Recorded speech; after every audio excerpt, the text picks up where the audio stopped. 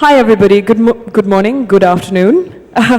Welcome to what I'm sure is going to be an invigorating session in which we hear from two writers about what we may consider their classic works.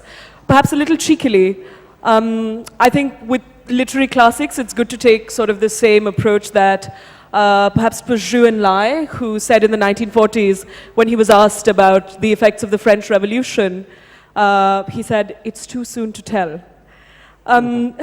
Both the books that our authors are going to read from today are not recent publications.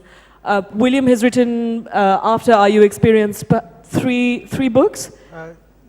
I've lost count, yes. Three more after, yeah. William has written quite a few after Are You Experienced, which was published in 1997, to instant acclaim and praise and, like bestseller list trajectories. It's been 7 years since Sacred Games came out. Some of you may have been here at previous iterations of Jaipur when Vikram spoke about it. And you may have been here yesterday when he spoke about his new book, as different from his older work as it can get. A book that was kind of a memoir about his life as a coder, a programmer, and kind of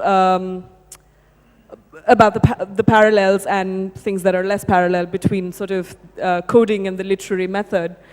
Vikram, what's it like to revisit a book, after this gulf?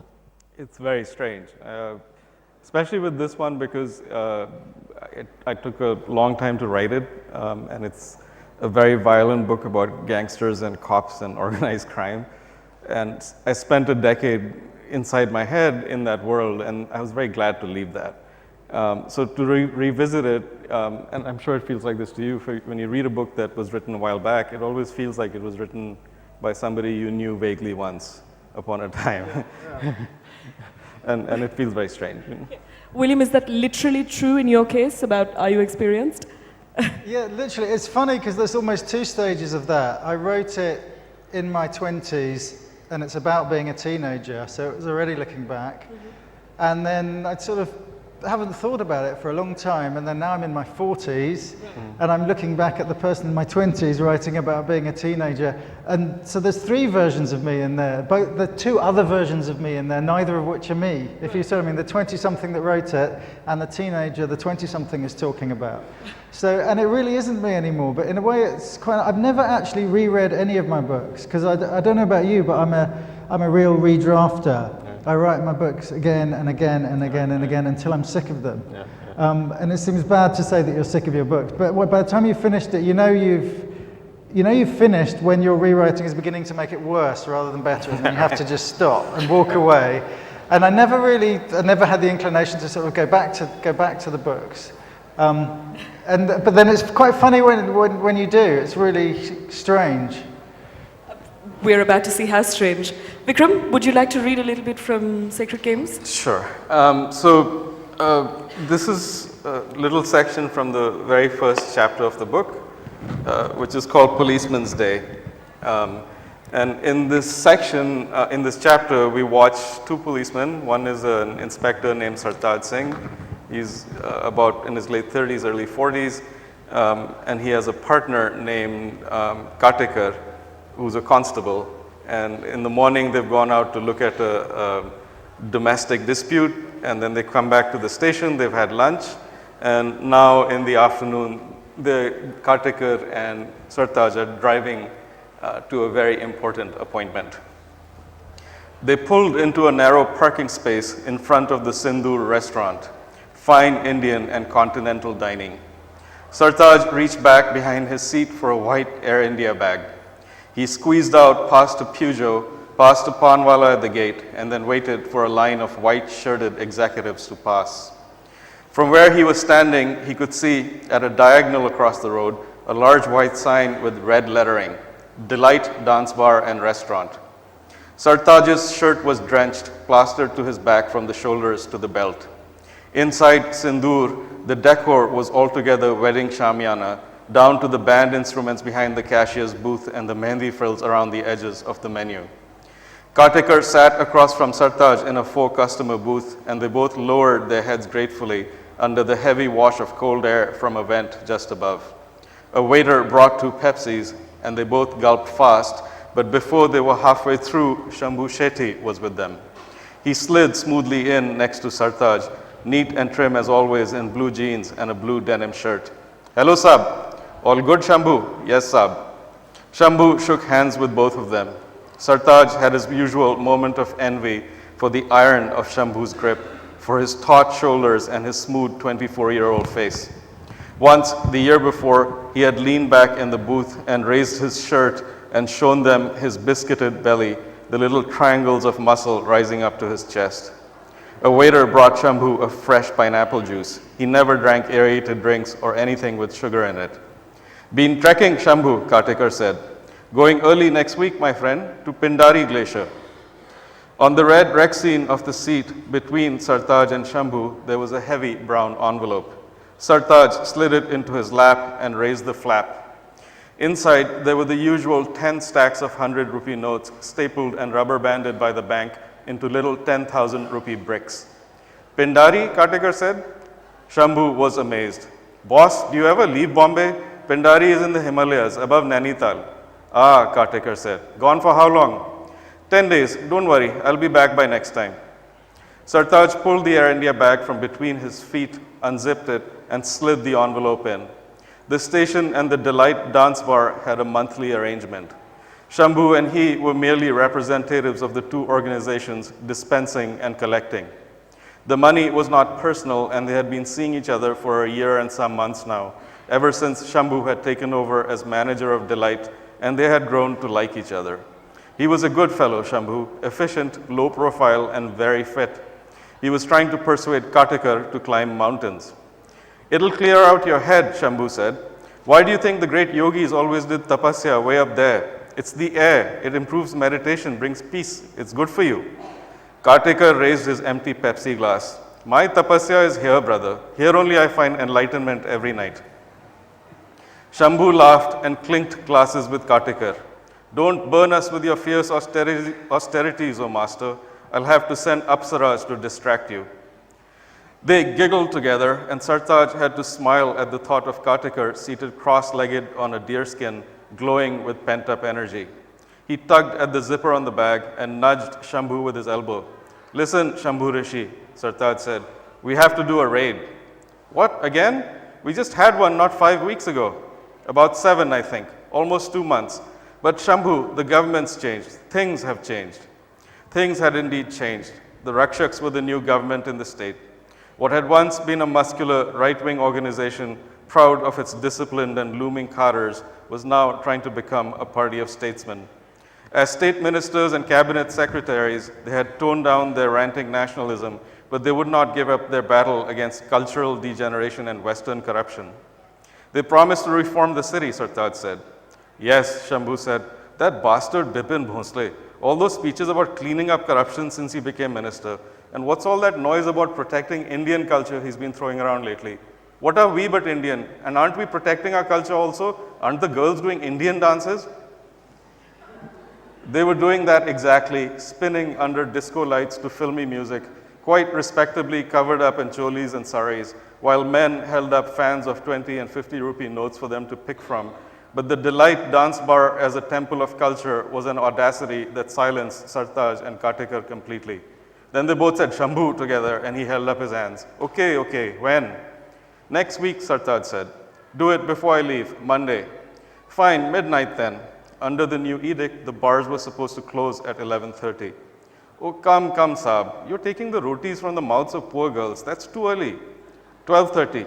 "At least one, please. Have some mercy. As it is, that's half the night's earnings gone." "One then. But you better still have some girls there when we come in. We'll have to arrest some." "That bastard Bhonsle. Close down the bars, but what is this new shosha of arresting girls? Why? What for? All they're trying to do is make a living." "The new shosha is ruthless discipline and honesty, Shambhu. 5 girls in the van. Ask for volunteers. They can give whatever names they like, and it'll be short. Home by 3:30. We'll drop them." Shambhu nodded. He did really seem to like his girls, and they him. And from what Sartaj heard, he never tried to push his take of the dancers' tips beyond the standard 60%. From the really popular ones, he took only 40. A happy girl is a better earner, he had once said to Sartaj. He was a good businessman. Sartaj had great hopes for him. Okay, boss, Shambhu said, we'll be organized, no problem. Outside, he walked in front of the gypsy as they backed out into the thickening traffic, grinning and grinning. What? Sartaj said. Saab, you know, if I can tell the girls you are coming on the raid, you your very own self, I bet I'll get 10 volunteers. Listen, Chutia, Sartaj said. 12 even, if you escorted them in the van, Shambhu said. That Manika asks about you all the time. So brave he is, she says, so handsome. Kartikar was very serious. I know her, he said. Nice, home-loving girl. Fair complexion, Shambhu said. Good at cooking, embroidery. Bastards, Sartaj said. Come on, Kartikar, drive. We're late. Kartikar drove, making no attempt to hide a smile as big as Shambhu's. A swarm of sparrows dipped crazily out of the sky, grazing the bonnet of the gypsy. It was almost evening. There was a murder waiting for them at the station. So Majid Khan, who was the senior inspector on duty, said it had been half an hour since the call had come in from Navnagar, from the Bengali Bura. There's nobody else here to take it, he said. Falls to you, Sartaj. Sartaj nodded. A murder case 3 hours before the end of the shift was something that the other officers would be happy to have missed, unless it was specially interesting. The Bengali Bura in Navnagar was very poor, and dead bodies there were just dead, devoid of any enlivening possibilities of professional praise or press or money. Have a cup of tea, Sartaj, Majid said. He flipped through the stacks of delight money and then put them in the drawer on the right-hand side of the desk. Later, he would move the money to the locker of the Godrej cupboard behind his desk, where the larger part of the operating budget of the station was kept. It was all cash, and none of it came from state funds, which weren't enough to pay for the paper the investigating officers wrote the panchanamas on, or the vehicles that they drove, or the petrol they used, or even the cups of tea that they and 1,000 visitors drank. Some of the delight money Majid would keep as part of his perquisites as senior inspector, and some of it would be passed on upwards. No, I'd better not, Sartaj said. Better get out there. Sooner there, sooner to sleep. And so then he goes off to investigate his poor murder.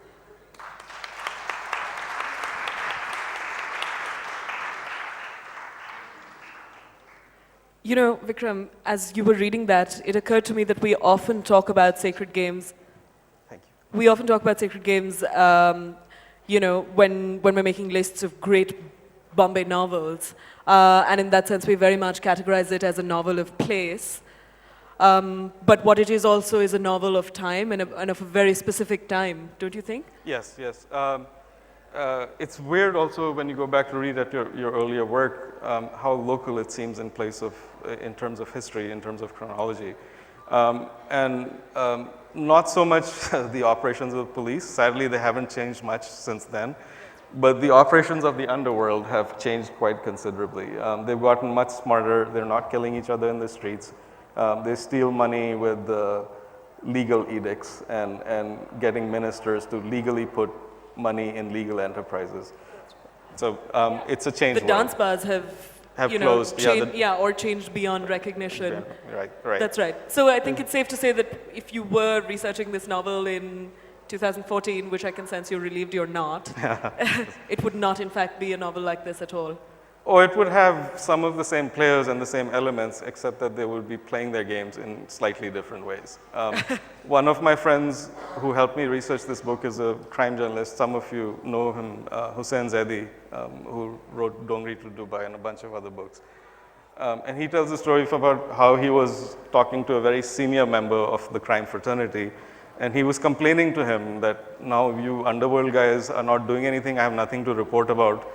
So the guy said to him, Hussain Saab, tab to hum school mein the, ab hum college mein aa gaye. We were in school then, we were in school, college now we're in college. And soon, then he said, and thodi der mein hum graduate ban jayenge. So meaning that they're getting much more sophisticated. They actually don't need to do all this sort of public mayhem, and they still operate and the world goes on as before. So there's, as with other aspects of our culture, crime of course changes as much as anything else. And again, it occurs to me that a lot of the work that went into this novel was basically just shoe leather reportage, right? Yeah, I have to say though that I'm wary of I mean, how can you write a scene like that in a bar unless you've sort of... Hung out with bad cops. Well, some of them are my friends too. Well, no, I think there's a sort of category mistake when we talk about authenticity in terms of fiction. You know, I find it actually sort of strange because my job is to lie to the reader. If I make things up, it doesn't matter whether what I make up comes from reading books or from watching television or whether I lived for 10 years in a cell in Tibet, right? So some of the things that seem the most, I suppose, real, in quotation marks, in this book are absolute fantasies.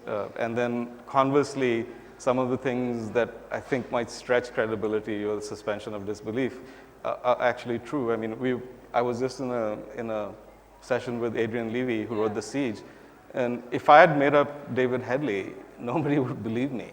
David Headley is so strange a creature that he can only exist in real life. I see that. William, conversely, would you like to talk, sort of, speaking to that, would you like to talk about your process in writing Are You Experienced? Well, I think, can I just pick up on something Vikram said, actually? I mean, what you said about how the world changes when you revisit a book, it's very interesting, because if you're writing, this is a comic novel, essentially, so you're not writing with sort of posterity in mind. Your job when you're trying to write it, you think, I want to write a funny book, and it's going to be about now. And it doesn't cross your mind how it will appear later in time. I didn't even think whether it's going to stay in print or not. You want things to stay in print. And I'm really delighted that it's still in print and still being read, 15 years later. And then when you go back to it, it's the things that have changed are really surprising. And the most striking thing is this, it's 1997, and in terms of technology and communications, it's like 1897. It's another world. The characters in this book are sending postcards home. Yeah. And that's what it's like when I was traveling. You couldn't even phone home because it was quite expensive. And when you went off traveling, you were incommunicado. And for the purposes of the novel, that's quite useful because there's this creative writing term, something to do with the crucible. The characters have to be in a place such that when the problems occur, they can't just walk away from their problems. They need to resolve them dramatically within the... And travel at that point was a brilliant sort of crucible because they're far away from home, they're isolated from all their friends. These two characters who come to hate each other are stuck together, and these days they wouldn't be so stuck together. And it's funny, who still writes postcards now? I mean, my children write postcards, but it's for the novelty value. So there's no email. And then I've recently been asked to write a film adaptation of it. And of course, the note you get from the producers is you've got to put in. You can't. There's no point in setting it 15 years ago. So you've got to bring their actions up to date. So you deliver this, and they say you've got to put an email. You've got to put in Facebook. And I don't even really know anything about Facebook. So they're weird notes. You've got to find. Well, but then this funny idea occurred to me I thought was quite interesting. So these characters are stuck together, and they're traveling together, and they're communicating less and less and less. They're communicating more and more badly. And then I was quite annoyed by this note saying you've got to put in some Facebook. And then I thought I came up with this idea that's quite funny, that he goes to an internet cafe, goes online, and goes on a Facebook page and finds out what she's really thinking. Which I thought was quite an interesting way. So these modern things, in a way, they make it harder, and then they open up new possibilities. And I thought that was an interesting way of reflecting this. They're totally atomized. They're stuck there eating meals together, and not communicating at all, and then he can go online and find out her inner life. Right, so kind of there's some essential dilemmas that don't change in spite of the fact that, it feels like it's a changed world. Well, all of these technologies they cause us to communicate in different ways, and to make your stuff contemporary, you just need to use them. And I think things like mobile phones make certain kinds of, especially film writing, a lot harder because the fact that so many films from the past are about people who are off somewhere and they need to find X or Y or Z and they need to go through extraordinary adventures to get it, and now they can just pick up the phone and find out what they need to find out. So that makes some kind of dramatic writing a lot harder. Yeah, that's so true. In the early parts of Sacred Games, one of Vikram's protagonists has just bought his first silver Motorola and is not giving away the number because it's a precious thing for other reasons. William, could we hear from you perhaps from the novel? Yeah. So as I say, this is a sort of satire on backpackers. I came to India as a sort of backpacker aged about 18, 19. and had what seemed to me a really wonderful, amazing time when I learned everything.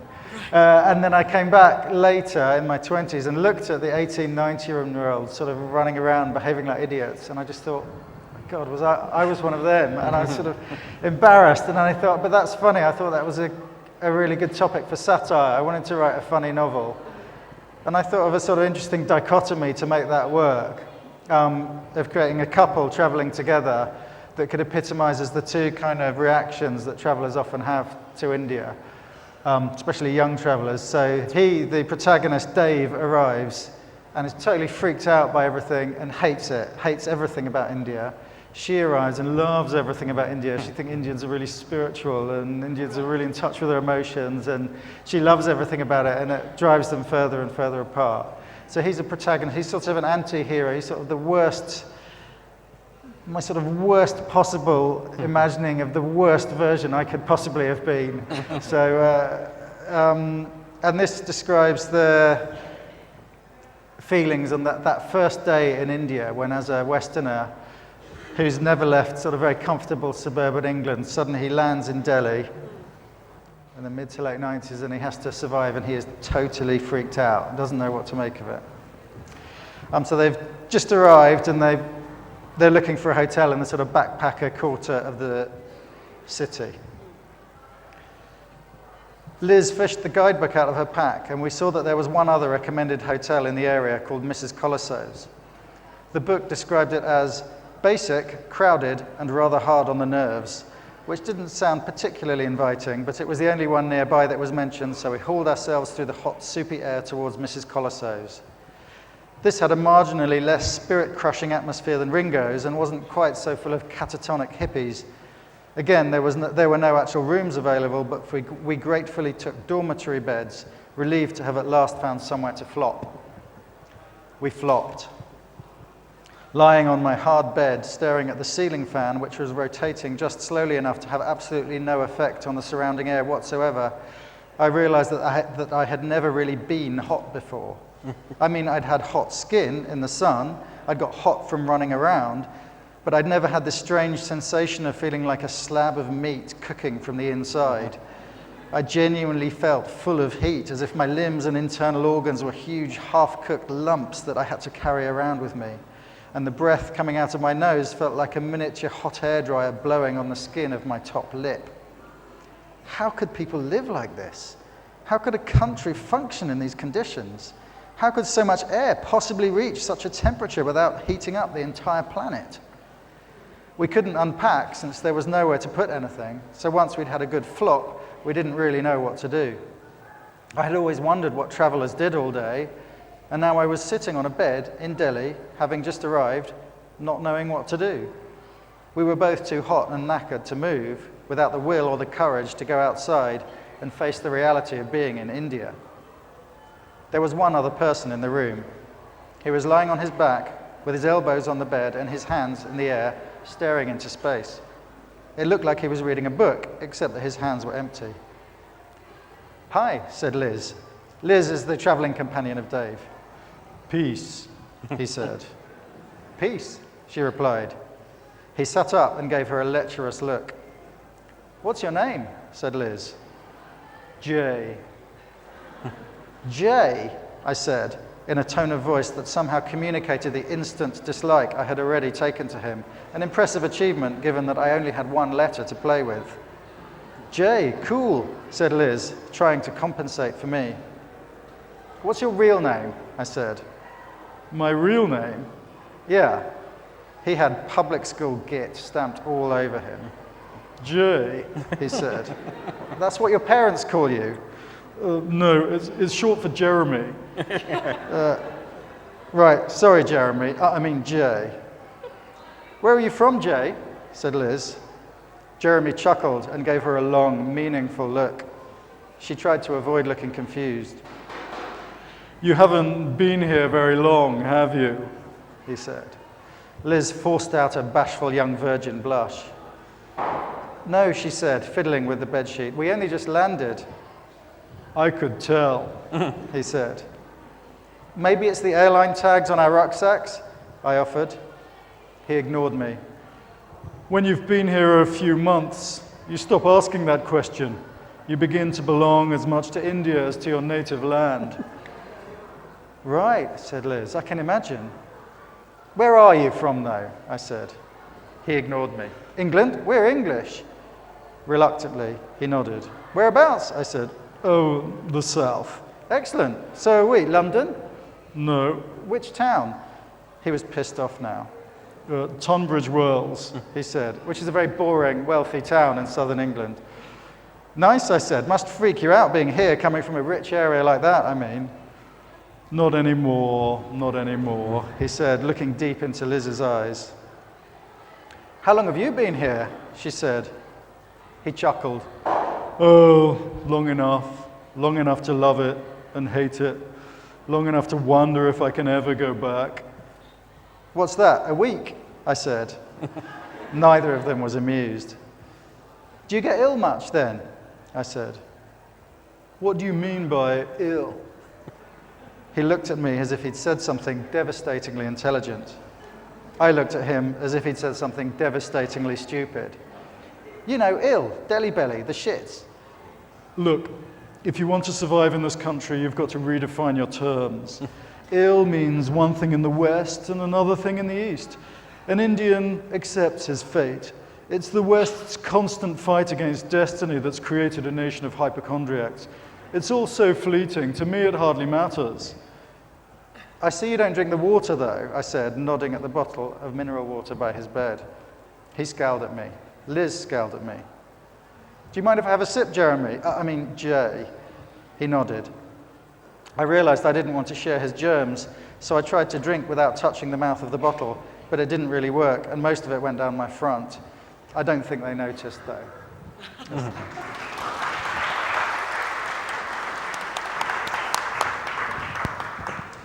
Do you feel like you arrived at like sort of this satirical vision of, you know, well, what you might have been like, sort of, I mean, how much time did it take for you to get to that place where you could look back at it essentially comically? Well, sort of, it's interesting writing an anti-hero, actually, because on the one hand, I was filling him with stupid ideas, stupid thoughts, stupid behaviors, but on another hand, I kind of liked him. But then on the other hand, if people assume it's you, you're kind of uncomfortable with that because you want to remind themselves that I do realize the character's a prick, because that's kind of important, and you don't want to be too associated with him. So you have an interesting sort of love-hate relationship with him as a character, because on the one hand, his reaction to India is stupid, but on another hand, he's much more sort of grounded than a lot of the other characters around him. And you come to have, as he has a worse and worse time, I think as a reader, you have more and more sympathy, even if you realize he's an idiot. Partly because he's young, and I think young people are allowed to be idiots. Well, did you hear from readers who took it seriously? Well, one of the weirdest things that's happened to the book is that one of the satirical thrusts of the book, it's partly the Travellers, but it's also the sort of the Lonely Planet guide. I mean, I don't actually think they're bad books, right? But it's a satire on the sort of Lonely Planet culture, on the way Western travellers in India can actually use the Lonely Planet not as a guidebook to India, but as a guidebook to how to find the other white people, how to find the other travellers. And the Lonely Planet is the perfect guide to allow you to sort of travel from place to place within India, all over the country, thousands of miles, and wherever you go, how to find the other white people so that you can kind of get stoned and find girls and whatever it might be. So it's a satire on Lonely Planet largely, but then the weirdest thing happened is that I haven't really thought about it for a long time, and then I'm doing a bit of traveling after coming here, so I thought I'll get the Lonely Planet to Rajasthan and Delhi and to figure out where to stay. And then in the back there's a little list of the recommended novels you should read about India before you come, and I thought, I wonder which novels they pick, and there was Are You Experienced, which is sort of satire on the Lonely Planet. So I was sort of weirdly pleased by that, but I don't know whether well, I don't know, maybe they've put it on there so that 18-year-olds will read it and think, okay, here's what I shouldn't be doing. Yeah, hopefully. So, with a certain self-awareness from the guidebook. Yeah, I think so. I think they realise the book is making fun of them. But I think probably the people who write the guidebooks are really well-intentioned, and maybe they're equally frustrated by the way the book is used. And they are good guidebooks in a lot of ways. Yeah. And they're a key to open up this place that without it, I mean, I think however No, I see dumb what you mean. They travellers do. do is it's still good that Westerners will come and see that there are other parts of the world that are completely different. Yeah, no, I do see what you mean. I mean, any guidebook, I think, kind of renders the subject that it's about, you know, weirdly unidimensional, because it is kind of a utilitarian thing. So you do end up seeing a country that only other people like you are seeing. And however much you ignore, I think George Bush had never set foot outside America, and that informed everything he did. Even if he'd gone somewhere and done completely stupid things, he just would have seen something different and would have understood that there are different people who are different. Yeah. And that's something that Yeah, it I think changes your awareness you cannot know, weirdly. That's, yeah, I see that. Let's go back to Sacred Games for a minute. And specifically, Vikram, I want to ask you this because the last time you were here talking about Sacred Games, we had a wonderful discussion about the ways in which it is and is not a crime novel. And you know, you had some great thoughts on sort of detective fiction and how that informs your work. The thing I wanted to ask you, particularly in light of Mirrored Mind, in which you kind of, you know, cast theories about coding and literary theory sort of side by side and examine them, is whether you think about the novel at a meta level while you're writing it at all. And you know, I mean, so were you sort of thinking about, you know, I don't know, sort of interiority and ambiguity and sort of these theories about the detective novel and how you wanted to go both with and against it while the book was being written? No, not at least it's kind of hard, isn't it? Yeah, not in the early stages, because I think what would end up happening is that you would completely paralyze yourself. Right. And self-consciousness happens always when you're writing, but a certain kind of self-consciousness can completely bring you to a screeching halt. Yeah. And in the early stages, the early drafts, many early drafts, I'm myself trying to figure out what just the story is. Because I always start with just an image of some characters in a landscape, and then by asking questions about them and following what they do is how the story actually emerges for me as well. Right. So it's much later in the process when, you know, on my 25th draft, when I'm starting to think those kind of interesting meta-level thoughts about what is this book doing at other levels. And even then, I think in a fiction, at least the stuff that I like to read, that should touch upon the content or the form of the book in very light ways. Right. You don't want certain sort of thumping theoretical infrastructure to come down on top of the book and completely deform it. Yeah, change your consciousness while you're... Is it possible to... Okay, maybe this is a question for both of you. Is it possible when you're working on a book to read other stuff about the subject? Is that something you do at all? For example, were you reading a lot of other stuff about, you know... Yeah. I mean, when I was writing this, I was completely consumed by nonfiction about crime and policemen, and I read thrillers and gangster novels, and because it felt like it was feeding my whatever engine it is that actually makes your work come out. I did notice though that in the very late stages of editing, where you're worrying about the shape of one sentence and whether there's a word in there that deforms the sentence so that it doesn't quite ring true. At that point, I became so conscious about text on the page that I had to stop reading fiction. Because I would be reading fiction, and instead of entering the world of the fiction, I would be editing the book as I went along. And that was very frustrating and sad. And I was glad when I was finished with that whole thing so I could go back to reading. To reading like a normal human being. Yeah, I think a lot of writers find that, don't you? You find again and again that writers, when you're in the midst of a fiction, it's hard to read other fictions. Partly because I think there's something about you spending all day at the computer in this made-up world, and then you pick up a novel, even a good novel, and there's a leap you make as a reader through the sort of two-way mirror into another fictional universe. And if you've been in one all day, I read it and it's like it's in another language. I can't get through the glass. I'm sort of bouncing off it, partly because that side of my brain is sort of a bit spent, and I find myself reading more. It's not, because some people say that it's not the terror of influence. It's not if you read Ian McEwan, you think you're going to start writing like Ian McEwan. It's not that. It's just the books aren't sort of coming alive to you. You're no longer a reader. Yeah, that's right. The book's no longer alive to you. Should we perhaps have a little bit more reading? Vikram, would you like to read something else? This is a little section later from the middle of the book. Sartaj Singh, as he goes through his investigations, in the book meets a young woman named Mary, who works as a hairdresser in a very expensive hair salon in Pali Hill, which, as most of you will know, is a very expensive part of Bombay. So this is Mary at work. Working with hair had taught Mary Mascarenas the ephemeral nature of happiness. Sometimes, now and then, with a client, she would achieve a blazing moment of perfection in which the reigning style and ambition and physiology came together to produce beauty, pure and breathtakingly obvious. In these moments, when the hair emerged from wrappers and coils and heat, when the client turned towards the arrayed mirrors, there was a gladness and ecstasy as real as love or motherhood or patriotism. But time passed, styles changed. The client grew older and old, and the hair grew how it grew. It lengthened and changed. It transformed its texture and curl. It fell, it grayed and grew thin. Happiness always passed. Sooner or later, the happy client looked into her mirror and grew restless and wanted a new cut. The cuts came and went, and bangs were down one year and up the next, and 4 years later descended again. What was in this season was sure to be out the next. Blonde came and went, and short efficiency was followed by long femininity.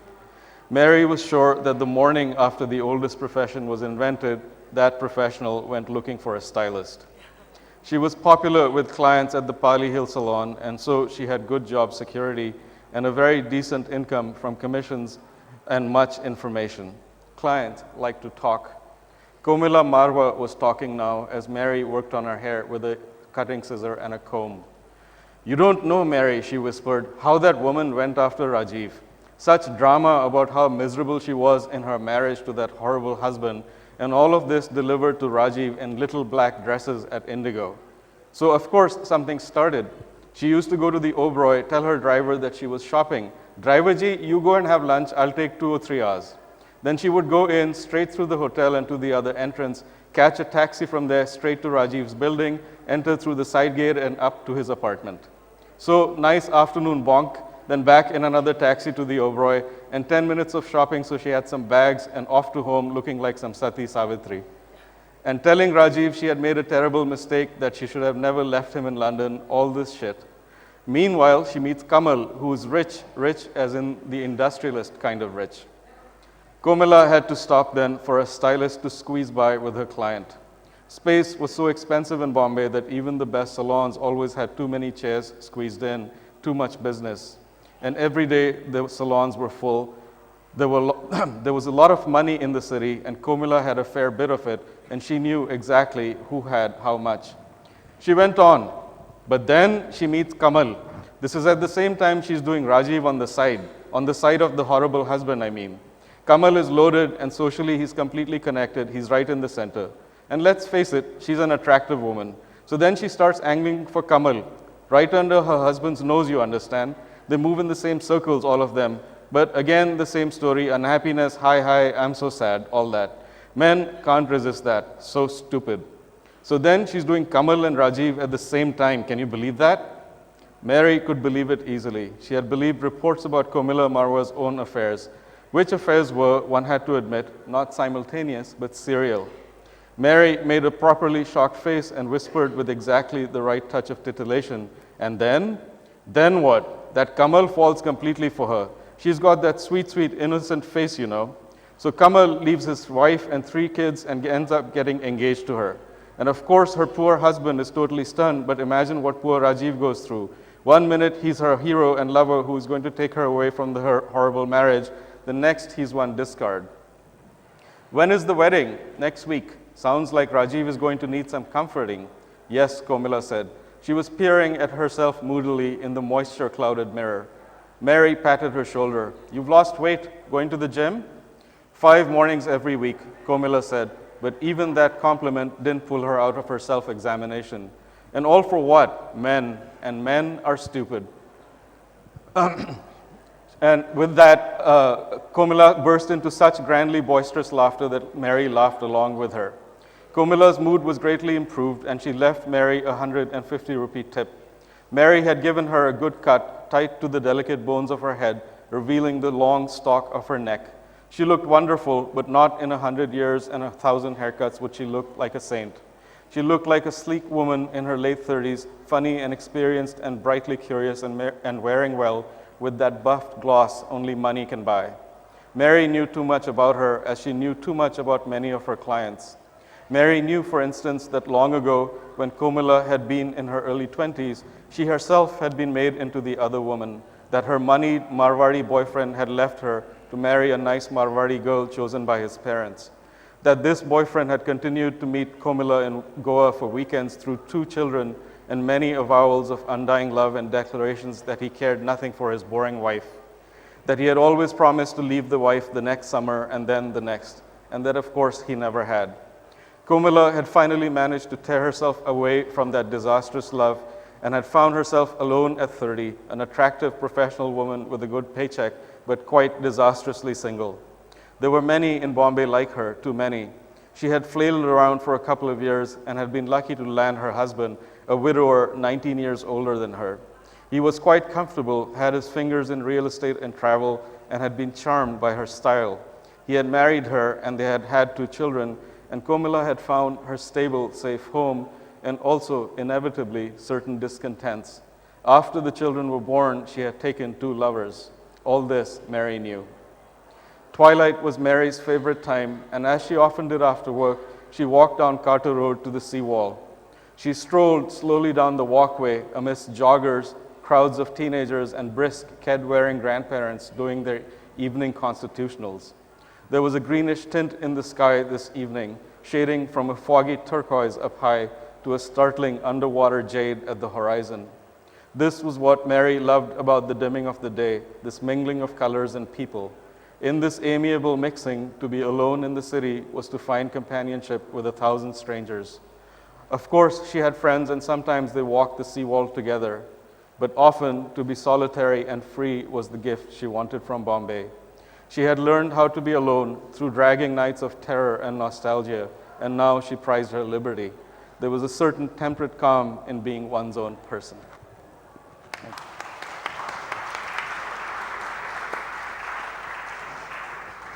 Thank you. Sure. William, would you like to read a little bit? Yeah, I'll do a very short reading, just 2 pages. Just because, as I was saying, this is a satire, and because it's a satire against the narrator of the book, most of the time it's sort of not overt in a sense. It's for you, the reader, in a detached position to realize that the protagonist of the novel is being satirized. Right. And that's the case throughout the novel until one moment when the satirical knife comes out and the point is made absolutely directly. So I'll read that point. It comes from later in the novel where, as you may have guessed from the first reading, Dave and Liz don't last very long together. Their relationship goes wrong, they separate. He ends up traveling on his own, miserable, gets ill, terribly lonely, hates everything, and then he's on a train on his own, feeling awful. The train sort of stops, breaks down. He gets out, as you do, looks around, and he sees another white face up near the front of the train, and he thinks, a white person, somebody to talk to. And he goes to the front, and the person he meets is a journalist who's, you know, older, an adult, proper adult. And this journalist sort of quite rude to him. And then he surprises him by saying this. Having had this very brief conversation, the journalist suddenly says, I might do an article on you. What? I might write about you. About me? What have you got to say about me? I'm not sure. Tell me, what do you do all day? What do I do? Yeah. What does your average day consist of? Are you taking the piss? No, I'm just curious. I gave him a suspicious look. You know, I'm traveling, I'm a backpacker. But what do you do all day? How come you don't get bored? Bored? You could never get bored here. But what do you do, though, in each place? He looked genuinely interested. Well, you get there, look for a hotel, hang out there for a bit, look around town for a few days, eat, read, sleep, talk to the other travellers, think about where to go next. Then, you know, it's a big hassle to get the tickets for the next journey, so you prepare yourself for that, then bite the bullet, spend a morning queuing for tickets, and the next day you move on. Right. So the most significant and challenging thing that you do in each place is to buy tickets for getting to the next place. No, I didn't say that. Yes, you did. Look, forget it. You're obviously only interested in taking the piss, so I don't see why I should help you write your crappy little feature. You'll have to talk to someone a bit more gullible. It's fine. I've got more than enough material already. Like what? What are you going to write about me then? I think something about how it's not hippies on a spiritual mission who come here anymore, just morons on a poverty tourism adventure holiday. The real point would have to be about how going to India isn't an act of rebellion these days. It's actually a form of conformity for ambitious middle-class kids who want to be able to put something on their CV that shows a bit of initiative. All the top companies want robots with initiative these days, and coming to the third world is the ideal hoop for you to leap through. You come here and cling to each other as if you're on some kind of extended management bonding exercise in Epping Forest. Then, having got the nasty business of travel out of the way, you can go home and prove to employers that you're more than ready to settle down for a life of drudgery. I suppose you could call it a modern form of ritual circumcision. It's a badge of suffering you have to wear to be welcomed into the tribe of Britain's future elite. Your kind of travel is all about low horizons dressed up as open-mindedness. You have no interest in India and no sensitivity to the problems this country is trying to face up to. And you also treat Indians with a mixture of contempt and suspicion, which is reminiscent of the Victorian colonials. Your presence here, in my opinion, is offensive. The whole lot of you should fuck off back to Surrey.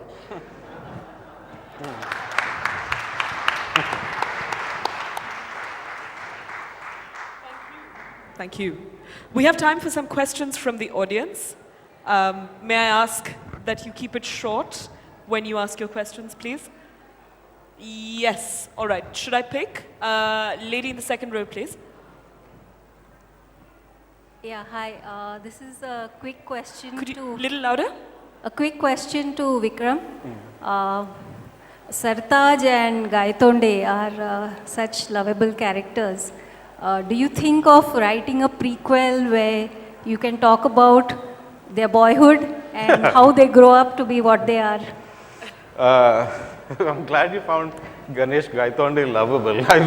I worked very hard on making him sympathetic, I suppose. He's a very bad man, for those who haven't read the book. Right. And succeeded a little too well, clearly. Yeah.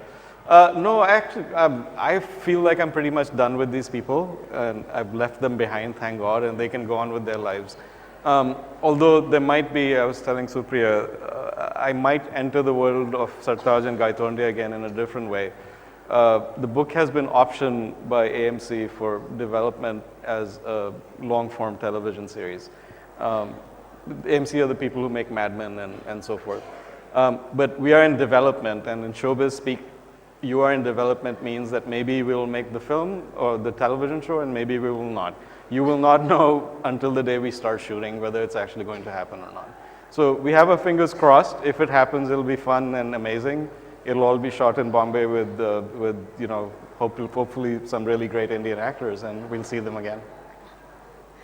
Sorry, I'm just going to jump in there. William, could you talk a little bit about the Are You Experience movie as well, which you're writing? Well, it's been an ongoing saga since the book was published. I mean, right, I'm getting the sense from both of you that development is kind of like purgatory. Yeah. And my purgatory's lasted 15 years. I hope yours isn't that bad. Not 3, 4. Right. Well, mine has been on and off and on and off, and it nearly happened with Gurinder Chadha as a director, and then it didn't happen. And then it was in abeyance for years, and then it nearly happened again with a British production company, and then the lawyers reached some argument I never understood, and it all fell through. And then the strange thing happened, I'd more or less given up, and this French director popped up and said she wanted to make it as a French film. And I'd sort of thought, why not? I didn't know anything about her, and she wanted me to write the script. And so I started writing it with her, and it's now about a couple of French kids who go to India. So it's half in French, but obviously when they're in India, most of the interactions with everybody else is in English. And it's been a real laugh, actually, because the English approach was always, it's about a guy and a girl, therefore it's a rom-com, therefore they have to get together at the end. Because English, they're even more slavish than the Americans, I think, in being fixated on genre. And actually, this is the opposite of a rom-com. This is about two people. It's not about two people who don't like each other and then fall in love. It's about two people who like each other at the beginning and they that's completely dislike each other shatter. more and more, and by the end they hate each other, and that's that. There's no going back, and it was a betrayal to do that. And the French attitude was brilliant. She doesn't care about genre. She read the English script that I'd written a while ago, and she said, "It's funny, but why did you make it a rom-com? It is not a rom-com." And she's brilliantly not concerned with genre. And she said, "Just the book is funny. Keep it like the book." And I said to her, "But the book is really episodic. It goes here, there, and everywhere. It doesn't really have a plot. It doesn't particularly have a structure. Doesn't the film need a structure?" She said, "No, just to make it funny." And we've done this script, and actually, it's really worked. It is funny, and that's what matters in a comedy. Fantastic. So it's been a real breath of fresh Yeah. air. It's been so painful trying to fit it into this box that the English producers were thinking about. I can And it was imagine, very but liberating. So fingers crossed it will I'm looking happen. forward to seeing it in subtitle form, and of course I can't wait for Sacred Games to get out of development either. Sorry, other questions? Sorry for taking time away.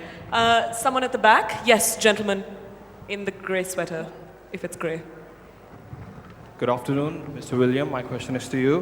And firstly, I praise your reading skills and that action you did of a guy from southern England. Sorry, it's a little difficult to hear you. Could you just repeat that? Maybe it's echoing. I was just saying I praise your reading skills and that accent that you did of that southern guy from England. So my question is that book based on your own experience? If yes, then did you not know that India is a tropical country? As since you talked about the character feeling that intense heat in that hotel. Well, coming here to Jaipur in January has taught me that it's not always that hot. I've been cold ever since I got here. That was a surprise. I didn't even know that was possible. But it's funny, I did a session the other day on the autobiographical novel, and I was moderating, and I asked the panel, the rest of the panel, I said, so would any of you have any of you written an autobiographical novel? And in one way and another, they all dodged the question. Nobody will own up to an autobiography. They all had a different excuse for why their novel's not about themselves. And I have shame to say I'm in the same camp.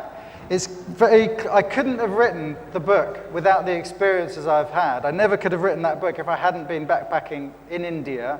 So the whole book comes out of my experience as a backpacker in India.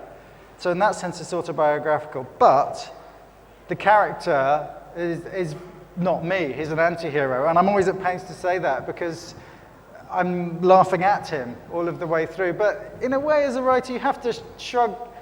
You've got to have a bit of a brass neck in a sense. You've not got to be too worried about what people think about you. If you're worried that people will think badly of you, you never set pen to paper. So if people want to think it's about me, that's okay. I like to think I'm less unpleasant than the characters in the book. But maybe I'm not, and that's okay. Other questions? Someone from the middle? Yes, with the specs. Hi. Yeah, Hi. speaking to. Hi, thank you so much for that wonderful discussion. I wanted to ask Mr. Vikram Chandra a question. Mr. Vikram, I read Sacred Games and thoroughly enjoyed it. I read Sacred Games and thoroughly enjoyed it. I wanted to know how much of the book was autobiographical, because you mentioned that you read books. Because when I read the book, when I read a certain part of the book, it was like I was actually in that place, in that bar with those people. So I wanted to know how you brought that out in the book, because I thought that was completely amazing. Thank you. I can't argue that very much of it was autobiographical because I'm not a corrupt policeman, much as I would maybe like to be. Or a maniacal murderer, on his way to the top of the mafia. But I think that's part of what you do as a writer, is that you kind of method act your way into somebody else's body and mind. And then you try and bring that alive on paper. And it's a kind of, sometimes I think it can be a kind of dangerous exercise. I mean, I didn't realize until I finished the book how much it messed me up inside my head, because I'd lived inside this world for a decade, where I would look out at a crowd and think, how would Ganesh Gaitonde kill these people, right? Or like what crimes would Sartaj see on everyone's faces? So if you do that for long enough, you start inhabiting that world. And so it took me a long while to sort of get out of it. And I'm glad that I'm not in there anymore. Yes, in the first row. Question is to Mr. Chandra. You've received a shout out in Mafia Queens of Mumbai, and Hussain Zaidi talks about how you and him went and saw Gangster, and it was fascinating. I was just wondering if you could share any story with us, like related to that period of research, like any encounter you feel worth talking about, especially with gangsters. Yeah, stories about really bad people you met. See, this is what I guess this is what I'm a little wary of. So that whenever I talk about my research, I feel like I'm exaggerating, right? Like that, like I did some, but it wasn't a huge deal, and a lot of the times it was kind of mundane, right? Because when you walk in to see people who are powerful people, they don't have to impress you in any way beyond the knowledge that they are powerful. So most of the time it was very आओ बैठो चाव पियोगे क्या मांगते हो, that kind of stuff. So people are very courteous because they know you're afraid of them. And I guess the only time that Hussain and I ever ran into a sort of interesting situation was when we had set up a meeting with a hitman, and he told us to meet him at a little dhaba directly across from a police station, which was very smart actually, because nobody will bump you off across the road from a police station. But when he walked in, he was very aggressive towards us. His boss had told him to come and sit down with us. And he was, I think, high on something. His eyes were red, and he couldn't stop his leg from going like that. And he was being very aggressive. Kya mangta hai? Jaldi bolo, that kind of stuff. So both of us felt that the situation was kind of unstable. So we looked at each other. I asked a couple of pro forma questions, and then we just got out of there. And it's the basic principle: when in doubt, run. And that's what we did. The thing that keeps journalists alive. Yeah. One more question? We have time for one last question. Yes, ma'am, front row. Shantaram, Maximum City, Hussain, why is it only Mumbai? I think you should ask that for all the writers who live in Calcutta and Delhi. I mean, Bombay is my home, and so it feels to me like I know it better than other places. I think, though, that Rana Dasgupta has just released a book about Delhi. I know. Yeah, I think he's talking about it on another stage right now, actually. Right now, yeah. So I think it's starting. I suppose Bombay has always been the most mythologized city, I think, in India. We've seen this in film for the last 100 years.